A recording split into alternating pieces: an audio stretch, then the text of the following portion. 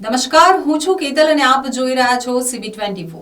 હાઈકોર્ટના આદેશ મુજબ આગામી 15 દિવસ સુધી અમદાવાદમાં ટ્રાફિકના નિયમોનું ચુસ્ત પાલન કરવામાં આવશે।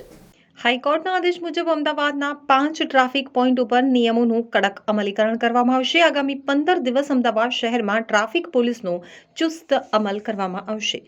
જો તમે વાહન ચલાવતી વખતે નિયમો પાળવામાં બેદરકારી દાખવતા હો તો ચેતી જજો, કારણ કે આગામી 15 દિવસ અમદાવાદ શહેરમાં ટ્રાફિક પોલીસનો ચુસ્ત અમલ કરાશે। હાઈકોર્ટના આદેશ મુજબ અમદાવાદમાં 5 ટ્રાફિક પોઈન્ટ ઉપર નિયમોનું કડક અમલીકરણ કરાશે।